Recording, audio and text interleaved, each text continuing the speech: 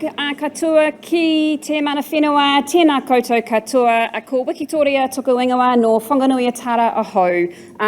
Hello, welcome everybody to Mana Whenua of the Land, a special welcome to you.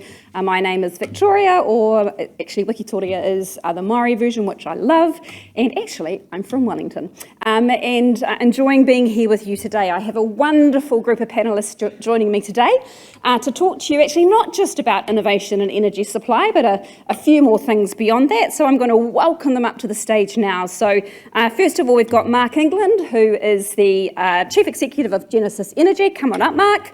We've got Tina Scher, who's the Executive Director of the Business Energy Council.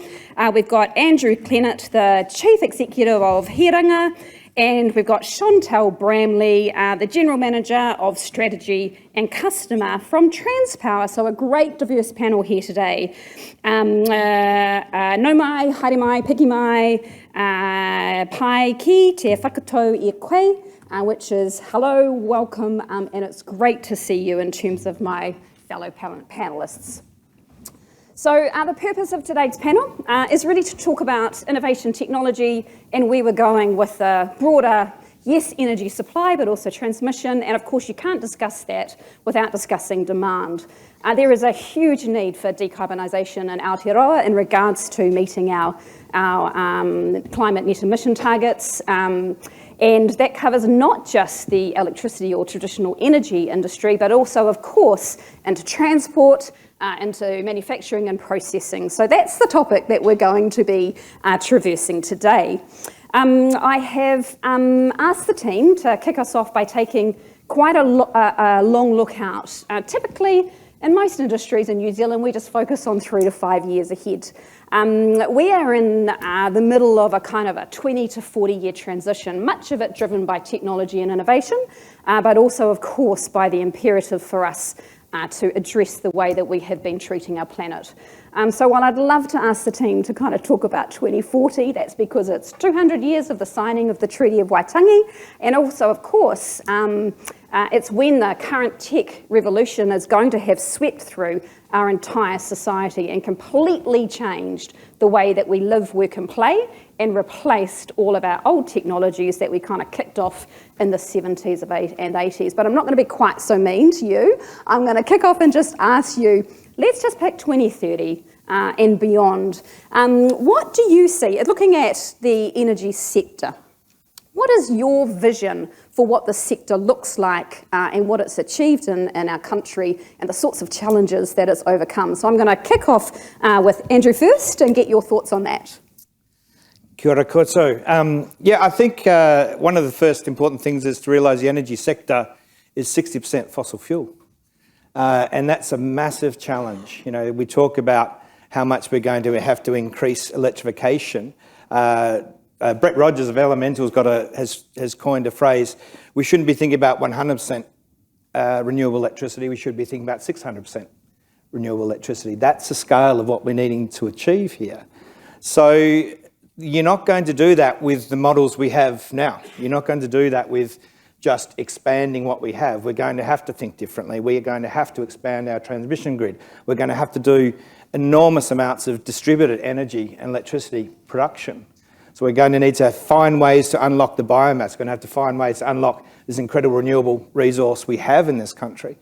And we've got to replace, if we're going to replace that 60% of the energy system, we've got to realise that's exports of all sorts of forms. And so if we're going to have a country that's thriving, that's looking after all our people, we've got a lot of work to do that's well beyond just getting a little bit bigger with what we've got. I think there's a really good example, the crisis in Europe's really brought home the issue to roost there.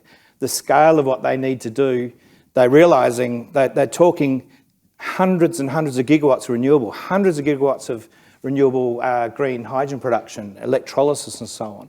The scale is enormous, and New Zealand is just a microcosm of that if we're going to continue with a society that we have that thrives and decarbonises.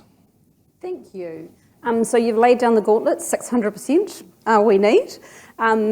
There's some that are, could be quite critical of the industry and say that because we are as an electricity industry already fairly decarbonised, although you really point out what the broader picture looks like, that perhaps compared to overseas jurisdictions where they've got a lot further to go, that we could be a little complacent. So, Mark, I'm keen to hear from you in regards to, Andrew's challenge and then, the potentiality for complacency in our industry in regards to, it's been stable for quite a long time, and we come off a relatively good foundation when you look at it, the microcosm of the energy sector.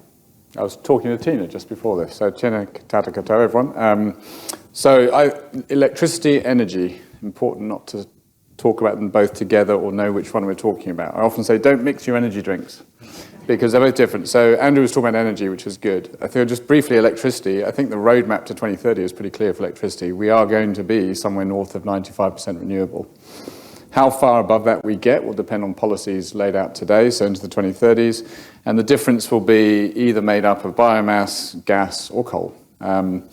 The trick is going to be 600% is not technically possible, but 6 times more electricity to decarbonise that 60% of energy that today is carbon emitting is going to require a really reliable and low cost as well as low carbon electricity system, as well as potentially policies around biomass, which we talked about earlier in this session.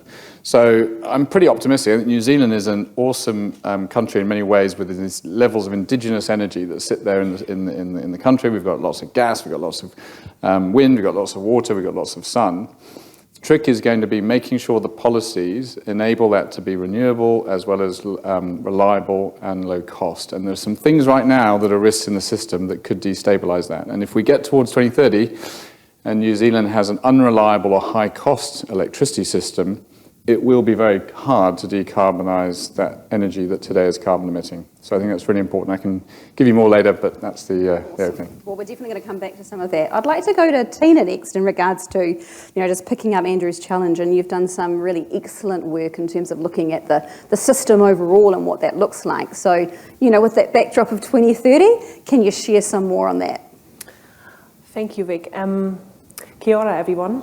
So maybe quickly, we've done some work together with the sectors, about 60 energy leaders in the sector across industry and government, which is quite unique. And we tried to model the energy system from a demand side, but also a supply side. A bit similar to what maybe the Climate Change Commission had done, but it's very explorative. So it basically gives you a bit of an understanding of what would be the impact or the consequences of your decision making today. So we've got 2 scenarios, which is Kia and TUI. And TUI is a bit of a fast follower, but flying a bit slower. And Kia flies really fast and is a climate change leader. And we try to explore what that would mean in terms of the translation to the energy sector. And we saw, what I find quite impressive is that both scenarios, despite the different assumptions, led us to quite a substantial carbon reduction in the energy sector. So we went down from 30 megatons all the way down to 3 to 6 megatons. So that's good results. That's really optimistic looking out to 2050. We see, when we look in the electricity sector, actually a lot of wind popping up. So wind seems to take about 50% of our electricity supply looking ahead. And when we looked into what's at the maximum of electrification, we saw both scenarios, to Andrew's point, maxing by about 60%, which means there is definitely a big role for other fuels, and we need to be aware of that. And I'm actually not liking to talk too much about what type fuels that would be, because it is about having a strong business case and cutting emissions. So, and that's something we should be very aware of as we developing towards that 2050 goal. And we saw actually that we don't get to zero though in all of these scenarios, and that's a challenge for us. Gas played a big role, and that's something we need to be aware of, and that's something we need to tackle. Thank you for that. I do want to go to Chantel now, who's just joined Transpower 9 weeks ago, so I'm feeling a little mean in some of these questions, but we're going to go for it anyway, and you've got great expertise to bring. So equally, we need innovation in the transmission side to meet all of the demand coming through when you talk about the 600% or right across Aotearoa. So can you talk to me about Transpower's plans, again, pushing the thinking out in regards to how we're going to meet that, the levels of investment required, and some of the challenges that we face. Absolutely. So Transpower is the owner and operator of the national grid, so the high voltage transmission network that runs the length of the country. And we're also the system operator, so making sure that the demand and supply of electricity is managed in real time. So we have a really close eye on the future energy supply mix, and particularly the role of electrification in meeting our decarbonisation targets, so that we can inform our decision making about how much grid to invest in, and make sure that we've got the tools that we need to keep the physical power system going. So we agree, particularly the modelling that Tina's done around the size of the investment required. We see the electricity system doubling in size, more than doubling in size, out to 2050. So there can be no complacency around the investment that's required, both on the generation side and on the transmission side, because we are going to need the transmission to move all of that electricity around. So that future grid is going to look different. We've started consultation. We've just moved through our first round of consultation on about $350 million worth of investment to the existing transmission backbone to enable decarbonisation that we see already in the system. So bringing on capacity from the south up to the North Island and making sure that there's enough grid there for the new generation connections. But that's just really the existing grid. We see new investment required, at least probably $1 billion that we've put a price tag on at the moment, possibly more, depending on what that energy system looks like. And that's just the transmission network. The electricity distribution networks will also need significant investment. A lot of the renewables that we will see into the system will also come at the distributed end of the scale.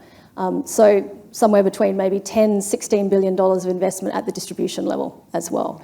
So the grid of the future is going to look different. The electrical system is going to be a lot bigger to support this new mix. Excellent. So, Mark, you want to chuck some thoughts in? Go for it. Well, yeah, I don't actually think there'll be much distributed energy in New Zealand in the future unless it's subsidised. So if you look all over the world at where it's happened, it's only where it's subsidised. And Australia's had huge subsidies for rooftop solar, which is what's driven it, not natural economics. So I would say beware distributed energy, distributed resources. They sound good. Consumers love it. And when I arrived in New Zealand 6 years ago, I was really pro it because I thought, we can engage our customers. This is awesome. I'd never met a more engaged customer than someone who has solar on their roof. And we wanted to engage our customers because we have this challenge as a retailer that a lot of customers are just inert and don't care. And when they get their bill, they get a shock. So what we wanted to do was engage them, but it's not going to happen.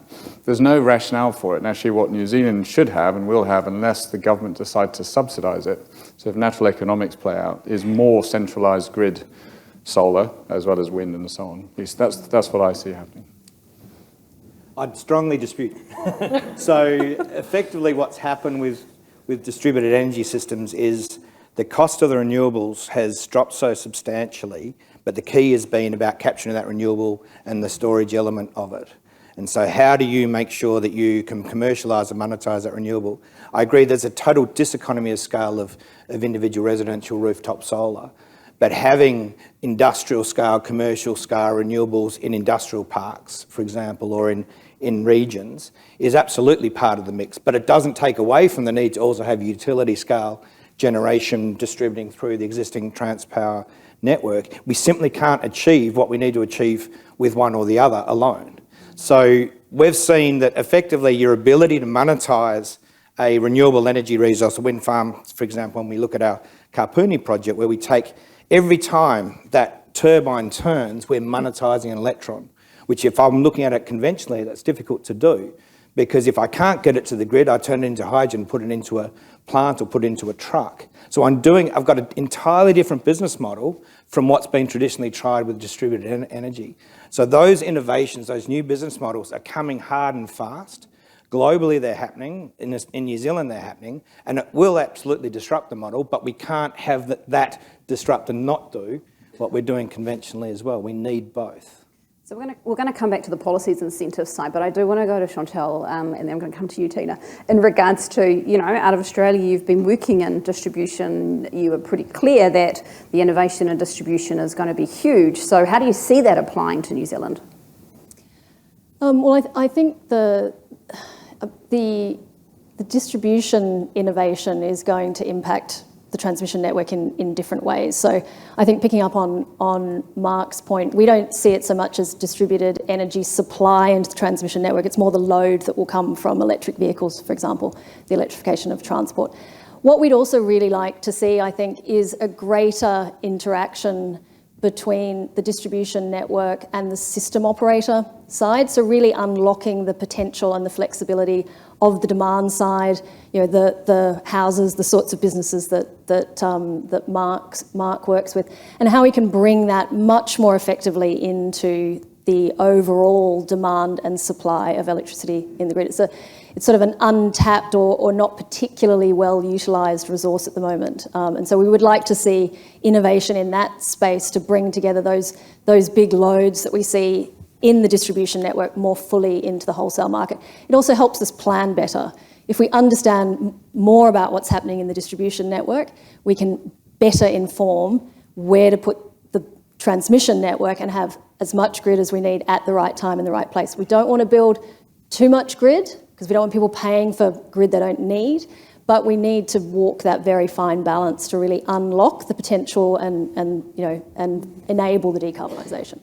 Tina, I just want to offer you the opportunity to close this part of the discussion out. Is there anything you want to add into it? Yeah, I would like to add that obviously it's also important that we're thinking from a resilience point of view. I mean, to agree with you, Andrew, the costs have come down substantially when we look into things like solar, which is often used for community-owned energy. It's probably also because it's built faster than other sources potentially. Obviously, it comes with challenges because it's intermittent and the sun is not always shining. But we got to think of, from a community perspective, how do we be resilient within a community as well? So from that aspect, I think decentralized energy does have a future in New Zealand. And when we look into storage, I think even more so. I mean, we're also a country which is earthquake prone. When it comes to all these solutions, though, I think we have to think about sustainability more carefully because we also with new technologies, you have embedded, we have embedded mining because you mine for minerals and, lithium and that sort of stuff. So there is a little bit something to it as well. So we got to think of the whole holistic system that we're trying to implement, and costs is a part of that, obviously, big part. Thank you. I want to just traverse now just really quickly, probably kind of offering up to Mark and Andrew first. Feel free to jump in, Chantelle. In regards to, R&D and innovation and electricity. And I think there's, some different views in terms of, Andrew, you're obviously very passionate about hydrogen, and Mark, you've got a clear roadmap of what it looks like. So what are the sorts of R&D projects, innovations that we're going to see in the market through the next decade to be able to, really get to that level of supply that we need? And of course, it's going to be influenced by demand. So, we can't necessarily see the two as separate. Yeah, there's a lot of work that's going on at the moment, and a lot of development of offshore wind, for example, and New Zealand's looking now hard at this. So there's a whole development cycle that needs to happen. It will take at least realistically a decade to start to get material, but we can learn from what the rest of the world's doing, and that will start to add potential of multiple gigawatts into the system. There's also other technologies such as direct solar to hydrogen and these sort of technologies that can bypass some of the more conventional methods. So a lot of work's going on in this space. There's an acceleration of it, but also, and we can kind of be a technology taker for that, but there's also some amazing work happening here in New Zealand at the universities and through support from the likes of Callaghan Institute and so on, that's looking at direct ammonia production and catalysts to get green ammonia produced cost effectively, for example. So there's a lot coming down the pipeline. Our job's to create, if you like, the market for that. In part of this transition is get that early market establishment for these technologies to mature and grow. So if we can establish, for example, the term power to X, which is turning electricity into the molecules that we need, that are decarbonised molecules instead of a fossil fuel source of that. So if we can establish those markets with these early projects, that allows, if you like, that pathway for these technologies to develop and build into. But it's important that we aren't just technology takers, because the world is going after this like crazy. I mentioned before the scope of what Europe's doing. America's just going in and they are absolutely, which they are subsidising hydrogen in the order of $3 US a kilo, which to put in perspective is probably over 25% subsidisation. Even more actually, it's probably 40 or so percent. So I think that while I'm not a fan of those methods, it will create a demand over there. So we need to make sure that we can still get hold of these technologies, because that's where the electrolyzers are going. So we need to make sure that we continue to access those and develop our own. Fabrim's work on the South Island in Christchurch, where they're looking at using their cryogenic technology to create electrolysis and produce and manufacture those units here in New Zealand to decouple ourselves from those global supply chains that will be under demand in the next decade or so. So I think I'm on record already of saying for New Zealand, I think offshore wind and hydrogen production for export are a complete distraction. And all respect to Andrew, who's working in a sector that's trying to create the use cases for hydrogen. I do believe there are some good use cases for hydrogen, but in terms of the narrative that's emerged in New Zealand to produce it here and export it around the world, complete distraction. Offshore wind, there was the Wind Energy Conference last year in New Zealand. I've talked to Grenville about this and he's validated it for me. There was a presentation that said if you built all the wind in New Zealand you needed to meet all the demand between now and 2050 for electricity, it would take up something like 0.25% of New Zealand's land mass. Germany and the UK are already there. And the reason they're there is because they got a lot more built, but they've also gone offshore because they have no room on land because they've got 60, 70, 80 million people. New Zealand's got plenty of space for onshore wind, it's half the price. So you wouldn't go and build offshore wind. But that's kind of my personal view, and things will evolve. And if the government decided to subsidise offshore wind, or as Andrew says, production of hydrogen, that could change. But I look at New Zealand, and if you treat it like a business, we desperately need an energy strategy for New Zealand, and that energy strategy, rather than a pick and mix of everything that could possibly be done, needs to say, what are we going to focus on, and what are we going to not do? And as I often say in business, strategy is all about as much as what you don't do, as well as what you do. And if the objective is to decarbonise over the next 20, 30 years, we're going to have to pick things that New Zealand really focuses on and let go of some other things. And there are narratives around the world that are very unique to specific countries. We've got to also be very careful, or New Zealand needs to be careful, not to just copy those narratives and say, let's do it here too. That said, as I think Andrew's alluding to, as a country, as a relatively small economy, New Zealand's got to have its eyes open to what's going on around the world and be willing to move quickly and grab stuff as it evolves and the innovation happens. So it's fair to say you've got no R&D projects in some of those areas? Well, the real R&D in New Zealand, if you want my view on that, needs to be around market design. So we are going to be one of the first countries that is not connected to another country through an electricity interconnector that is going to be almost 100% renewable. And with that comes a really big challenge, which is how, as I said earlier, how do you keep it stable, reliable, low cost and low carbon, often called the trilemma, although I just mentioned four. But that's going to be a really difficult challenge that other countries are nowhere near having to worry about. They're sitting there 20, 30, 40% renewable. They're decarbonising large coal-fired power stations. So the R&D for us has got to be, how do we get and how close can we get to 100% renewable electricity while making electricity a viable alternative to other fuels in the bigger energy pie that we need to decarbonise. Technologies, yes, but that's going to require quite a lot of thinking around market design, I think. So maybe we're going to Tina next in regards to talking about decarbonisation. Is the ETS sending the right signals for businesses to decarbonise, and what sorts of impediments do you see? It's a really good question, because we had quite a few debates about the ETS today and on the last day. And all I say to that is probably we got to be really mindful that we haven't actually checked in with business on what the impact was so far. So I think the next step would be for us actually to take stock and hold us accountable. Has the ETS, because a lot of the bounce back today on stage was about is the ETS good enough, is it not good enough? And all I can say to this is like, well, let's check it by actually go out and do a couple of case studies where the business has actually changed their mind and changed to other technology.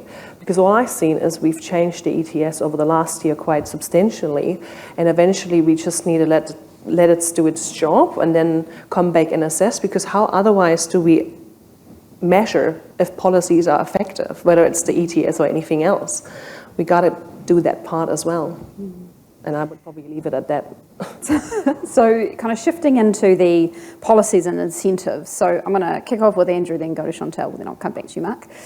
Just in regards to, you've got quite an ambitious view of what it needs to look like. What's your thoughts on the policies and incentives in place that need to come in place in order to, further lift decarbonisation, innovation in this space?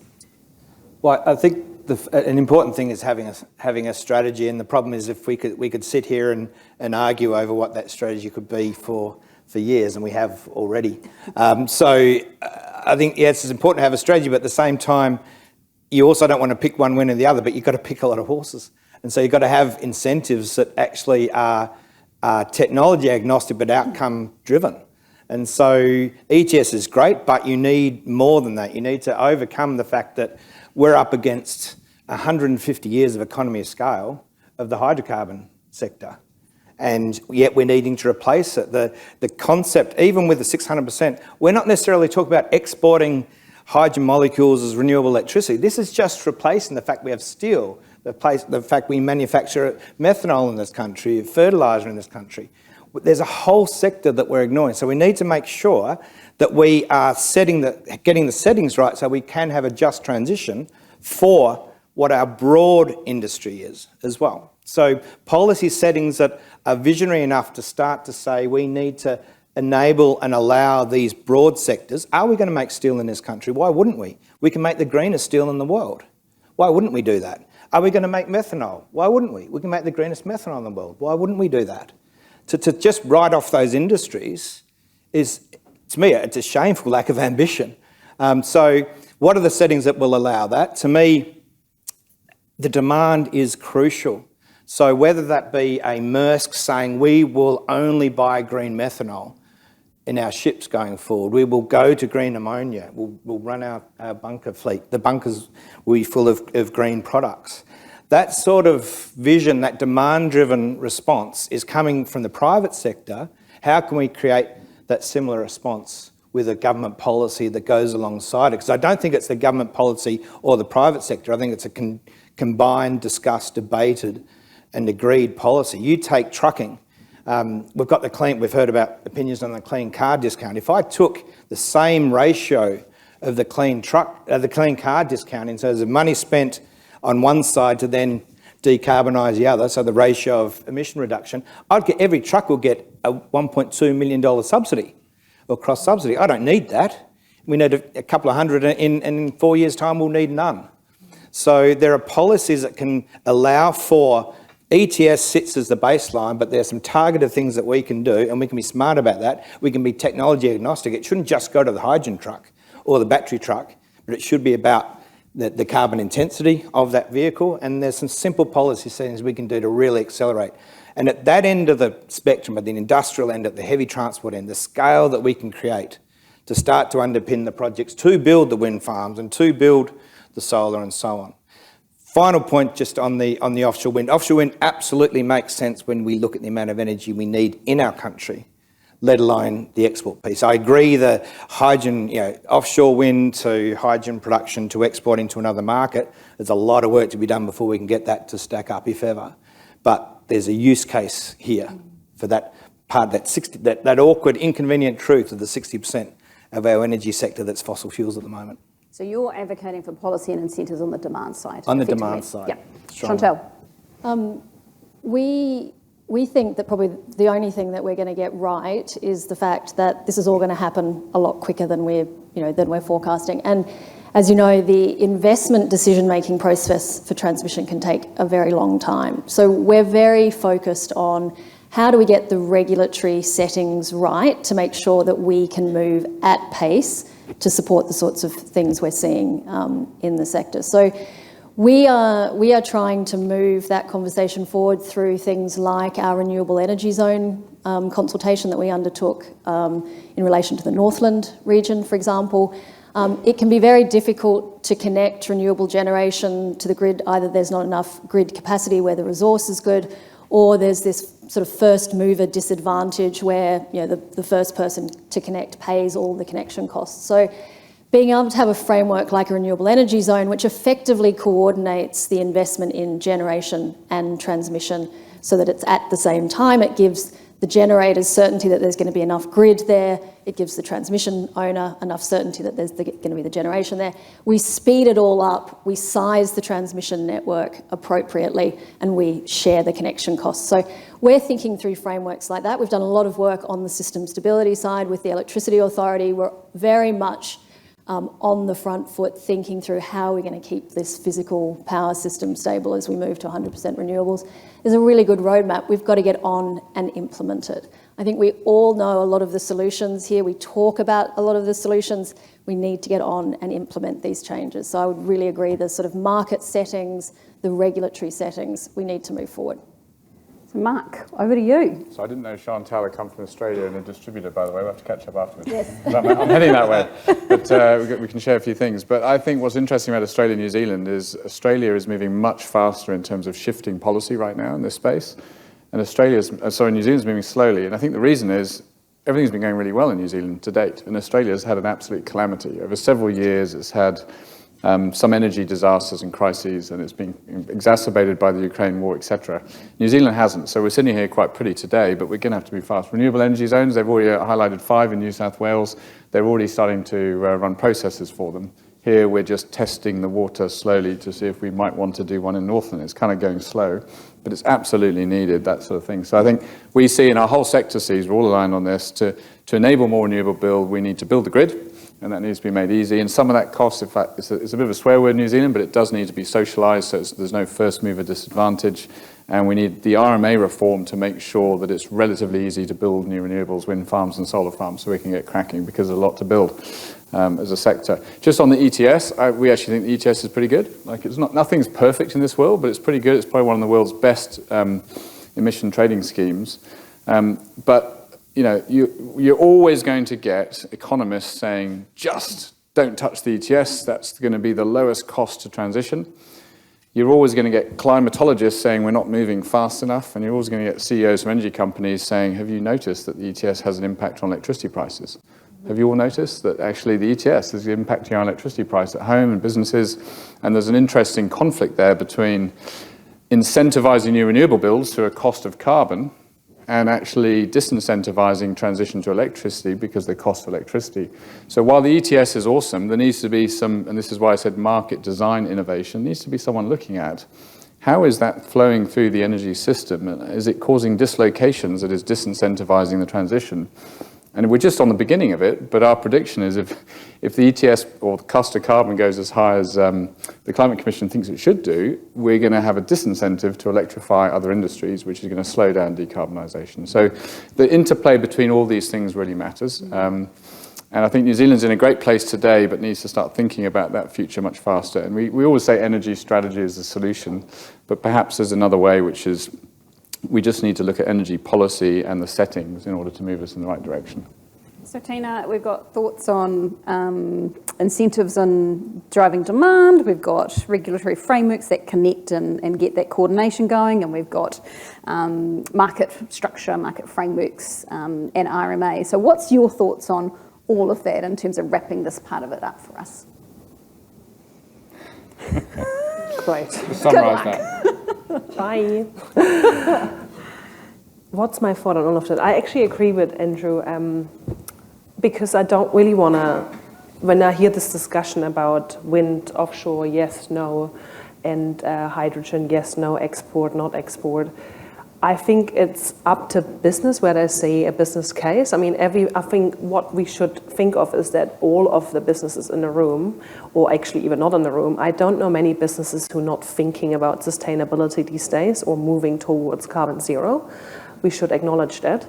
And I feel that if you were to do incentives, then probably about the Resource Management Act is definitely something that I hear from every corner. Every corner in the energy system is screaming this has to be sorted and it has to be done in a meaningful way, so it's actually simple to interpret it. This is a hard word for me, sorry. But that's probably one tool where we really have to get going.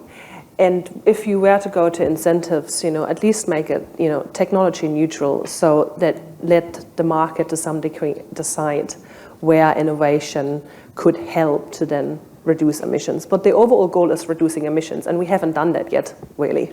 So whilst we've put all these policies in place and changed the ETS, still yet we haven't actually reduced our emissions. So we have to really get going with that. And I think that's probably the main 2 cents I would add to this. Thank you. Thank you. So let's move on now to the transition. And I think you point out the dilemma that we have. Well, we have a couple of dilemmas in regards to the interactivity between the transition and all the mechanisms to drive that, whether that's investment, the emissions schemes, and then the impact on the consumer, whether that's cost, whether that's business cases for businesses to build this or the like. And I think I'm just going to add on the top of that we are in the midst of the fourth industrial internet revolution, and we're a good 25 years into that. We've got another 15 years or so to go. Every previous 4 revolutions that we've had, essentially vulnerable customers in the middle class miss out. And that's because the investment in technology aggregates to those who invest in society. And so we are about to enter another phase of this revolution where we are going to see through this transition vulnerable customers become more vulnerable in regards to not just electricity costs, but other costs. And so I'm curious about the obligation that we feel or don't feel as an industry, i.e. it's the government's job, not ours, to then actually ensure that we and not just manage through that, but potentially change the trajectory of where we're heading in regards to access for vulnerable customers and pricing that is affordable through this transition for more New Zealanders. So what sorts of innovation are you thinking about? What do you see as your role for that? And let's get some discussion on that, starting with you, Mark. Glad you brought this one up. So we've been thinking a lot about this. I love it. This interplay between government, business, consumer. Whose role is it? I've been struggling with this for a while. And obviously it's all of our roles, but definitely as business, we cannot just put it on the government to set policies and market design and all the things we've talked about. As businesses, we need to take our customers on a journey, easier in some sectors than others, but we're definitely thinking about our scope 3 emissions at Genesis and how do we supply electricity, gas and LPG. As we go through the next 10 or 20 years, how do we give customers the insight they need to make the transition they want to make, and the first thing is giving them the right amount of information. So, little interesting thing, because often the fastest route to the end goal is not the most direct route. So we've been rolling out gas smart meters recently, and a lot of people say, well, why would you put a gas smart meter in when we're going to be getting rid of gas in New Zealand? But the reality is, if we've got gas smart meters, we can give customers insight on when they consume their gas, and given when they consume their gas, what they could do differently to transition to a lower carbon fuel source. So it starts to allow us to innovate at the customer end of it and to take them on that journey. I think business has a massive role to play in that, as well as call out, as I have done a bit today and other times, to government, that sometimes policies aren't perfect, and the way they interplay with markets can cause customer detriment, like electricity price causing an outcome. So I think we have a role to play both ways as business, and I'm sure companies will continue to do that. Other thoughts? Oh, that's a very interesting topic, and we just had a session actually last week on whether we should still use the energy trilemma, which is sustainability, the balance between sustainability, affordability, and security, as a framework as we assess, our decisions around strategy in a business, but also policy making. And we had some interesting speakers, and one thing that really stuck with me was Astra talking, who is Naumaira, which is a retailer who's basically, when they're selling electricity, so the extra 2 cents you would pay if you opt in to pay on your electricity, this money then goes to someone who might need the money because they can't pay for their electricity bill. So to Mark's point, this is a really good example where the sector, sticks up and actually has some solutions where government doesn't have to get involved to sort some of the poverty problems. The other project I'm really liking is from the Electricity Retail Association, which is called Energy Mate, where they are helping basically consumers to better understand why they're actually living in energy poverty and how they can basically shuffle out of that energy poverty. And actually important to say, most of these households live just simply in poverty or have their energy efficiency problems because of the housing, because that's something that plays definitely in when we're looking into why people living in energy poverty.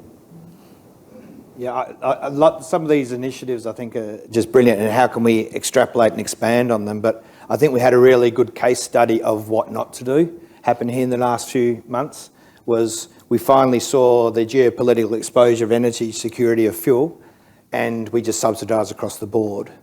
That's not the answer. The answer is to work out who is now really suffering hardship, and we need to externalise the cost of the fact that we are so reliant on a fuel that is subject to what a megalomaniac does in Russia. So we need to be smarter than that. We need to have mechanisms that understand that now in Auckland, because the cost of housing means that those poorest people are in the outer suburbs having to commute. They don't have the infrastructure. They do need to drive a car to their workplace, which isn't at the centre of the city. It's on the other side of the city.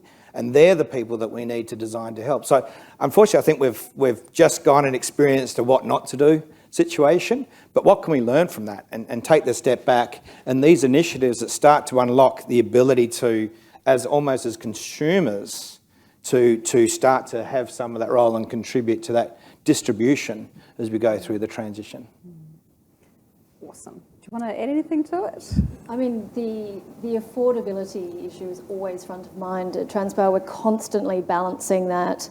When do we build the grid? How much? Because there's obviously a complete flow through of that into customer electricity bills. So it's always a balancing act. We also think a lot about what is the cost of us not investing now. Hopefully over time the entire energy bill to consumers goes down as we electrify. And as I said, we're a core enabler to that, and we need to invest in the grid to deliver that. But we're constantly balancing that. We don't want any more grid sooner than we need it, but we don't want it too late either. So it's always a balancing act. So the last topic I'd like to introduce, and then we'll kind of wrap up, and I'll give you all an opportunity to just kind of have 30 seconds of your final thoughts, does come back to the RMA. And I think, if I think about Te Ao Māori and some of the principles in there, and that way of thinking, it is a very relational way of thinking. Like, you have a relationship with everything around you, whereas, traditionally I think in the Western world we can be very transactional, and we're here to, exploit resources around us, and use it for our benefit. So I'm just thinking, any thoughts that you want to offer up in terms of, as we head into a kind of a more innovative tech environment, whether it's hydrogen or wind, whether it's onshore, offshore, whatever it is, and how we balance the need to reform the RMA and then bring in some more foundation principles. You can argue whether you agree with that as a foundation of our country or not. I'm going to take it for granted that we are here to partner with Māori, and part of their way of thinking is a relational way of thinking. So how do you bring all of that together, and what's your thoughts on that? It's a tough one. It's a really tough one. I think the first step is to acknowledge the trade-offs, and I don't see enough of that. Yep. I think too often, and if we don't acknowledge the trade-offs and the fact that there are lots of dilemmas, then some people believe that it's going to be easy. And I think whether it's around RMA form and the trade-offs with biodiversity or local communities or Te Ao Māori, or whether it's the trade-off between an emission trading scheme and electricity price, or the trade-off between onshore, offshore wind, and they need to be talked about and flushed out. And I think if there's one message I'd like to leave New Zealand with, because I am on my way out, it's make sure those trade-offs are acknowledged and do not become polarised. One of the beautiful things about New Zealand, from when I was last in Australia, is very polarised debates in Australia. You either love wind or you love coal and hate wind. And it's kind of like, well, hang on, the answer might be somewhere in the middle. And I think New Zealand to date has been quite balanced already. But there will be some choices that need to be made, and it's just making those choices with an acknowledgement there's a trade-off. It's okay to have an emissions trading scheme, but the government should actually acknowledge to the population of New Zealand that it is going to increase the price of electricity while we go through the transition. Yes, that holy grail of cheap renewables at the end of the rainbow might materialise in 10 or 15 years' time, but in the meantime, because of the way it interfaces with energy markets, it is going to increase the cost of electricity. Well, that might be a trade-off worth making, but it's not talked about. So. Someone else, do you want to? I was just going to say, I mean, if we don't tackle it, the investment will grind to a halt, and that's what Australia has absolutely taught us. So it might be self-evident to all of us in the electricity and energy industry that all these changes are necessary, and we're aware of the scale of them, but most people aren't, and most people sort of don't care. They just want it to happen. So we have to develop the narrative and start talking about it now. These changes in the system are going to be significant. We're going to have a lot more generation, which means, you know, solar farms and solar arrays that people don't like, or wind, or, you know, more transmission. These are not pretty things. So we need to start talking about them now, building frameworks that also allow landowners to see benefit from this investment as well. We can learn from other frameworks like the shale gas framework in the US. But if we don't start talking about them now and start talking and putting these frameworks together, it will impact very significantly on this transition. So why don't we stay with you, because we're going to wrap this up now, just in terms of any final thoughts as we close this panel out, and we'll just whiz down back to Mark. Just that, I mean, it's very clear that the scale of the task is significant. We cannot be complacent. The ramp up in investment that is required, it's going to take all of us, and we heard a lot about collaboration yesterday, but it is all of us. We can't sit back and wait for government to sort it all out. You know, industry's got to take the lead on this as much as the other market players. So we've got to come together. I think we all know a lot of the solutions. We've just got to start putting it into practice. Yeah, look, I think I couldn't agree more, and it's about being bold in that putting it into practice. We've got an opportunity here that's once in a generation, in more than a generation, multiple generations, to really do what's right. We can learn from history, and we can do it better. And if we can combine together, if we can truly partner, you know, I'm talking 50-50 joint ventures with iwi in development. You know, it's unlocking huge opportunity to do this. If we can get that right, we can absolutely be a leading country. Our size is our friend, because we can actually tackle it. We can get our arms around this problem, and we can work together to get this done. I would just add something I actually discussed with Andrew before we participated in this panel, is that really we need to think of how do we actually attract more domestically, foreign and domestically actually, investment into startups and new ideas, so that our attitude changes maybe a little bit away from, and actually now is a good time because interest rates are really high, from investing into properties to investing into startups or something similar to get the ball rolling. But also as a country, and it was mentioned a lot, outcome-based thinking, and where do we actually want to head towards, to having a vision for our country of what we want to sell. But also, how do we attract that talent? Because now we're really competing with the European Union of transition our economy, because obviously they are really rushing now into it, as they have to transition away from gas and for different drivers. So they will be also attracting a lot of talent, I guess. And as New Zealand, we are small, so we need to be advocating quite a lot that we are open for business and that we're a cool country to come to. Final word, play to your strengths, New Zealand. I mean, awesome opportunity with so much renewable electricity already to decarbonise energy more broadly. There are loads of opportunities, but there are some risks, and manage the risk down. And I know that sounds simple and a bit jingoistic, but acknowledge the trade-offs and therefore acknowledge the risks and address them. But, you know, New Zealand should be able to decarbonise its energy system faster than most economies in the world, because the others are, as well as being in disarray, starting from a much lower base. But there are some risks that could make it go wrong, and hopefully everyone in this room and others will make sure that doesn't happen. I mean, I think that's exact opportunity. And, you know, we just can't forget the urgency here in regards to what we're facing. So I love the idea of a strategy, one strategy that kind of connects us and guides us.